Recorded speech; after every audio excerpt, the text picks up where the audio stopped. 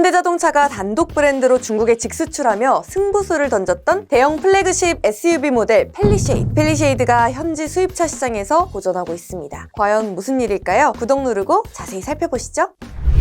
중국 자동차 제조협회에 따르면 현대차는 지난 2월 중국 시장에서 펠리쉐이드 13대를 판매했습니다. 그 넓은 땅에서 13대. 전년 대비 무려 80% 가까이 떨어진 수치인데요. 펠리쉐이드는 중국 시장에서 현대차 플래그십 이미지를 일신하기 위해 한국에서 직접 수입하는 모델 중 하나입니다. 판매량 확대보다 브랜드 홍보에 중점을 두고 있다고는 하지만 이 한 달 동안 13대의 판매에 그쳤다는 점에서 제 역할을 크게 기대하기 어렵다는 평가도 나오고 있는데요. 과연 왜 중국에서만 현대차가 고전을 면치 못하는 걸까요? 자세한 내용은 한양대 이정환 교수가 알려드립니다.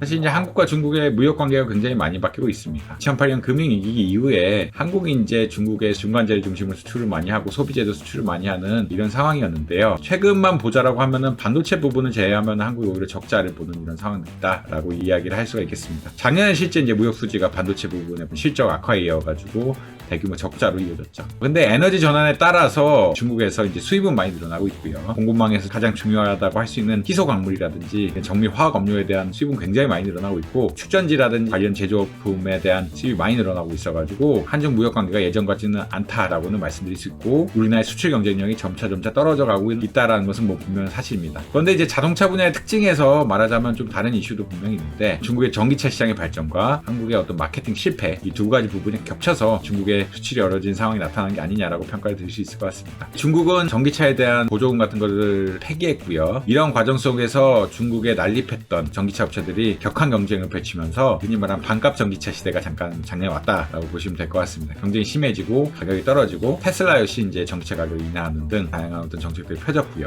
중국은 전기차를 중심으로 자동차를 전환하려고 하고 있고 이것을 바탕으로 해서 세계적인 경쟁력, 2차 전지 개발 이런 것을 모두 다 이끌어가려고 하고 있는데 한국 차량이 중국에서 가격 경쟁력을 가지고 전기차 분야에서는 경쟁하기 굉장히 어렵다라고 보실 수 있을 것 같습니다. 물론 예전에는 내연기관차 부분에서 중국의 뭐 베이징의 택시가 현대차가 많았다 뭐 이런 이야기들 하고 있는데 현대차가 주춤하고 여러 가지 내연기관차 분야에 있어서 중국 수출이 좀 둔화되는 이런 경향들이 분명히 있고요. 친환경차로 가다 보니까 내연기관차의 수요가 이제 양극화되면서 국산사라든지 이런 데 내연기관차가 아니면 출하기가 좀 어려워지는 양상도 분명히 있다. 결국은 싼 부분은 전기차를 많이 사고 아주 고급차들에서나 국산사 차를 사는 이런 구조가 고착화되는 이런 상황들이 벌어지면서 한국이 이제 중국에 수출하는 것은 굉장히 어려워진 상황이 점차 되고 있다. 에너지 전환, 어떤 브랜드 마케팅 실패 이런 것들이 이어지면서 자동차 분야 수출이 좀 어렵다. 무역이 재개된다고 한들 구조적인 문제는 조금 극복하기 어려운 것이 아니냐 이렇게 말씀드릴 수 있을 것 같습니다.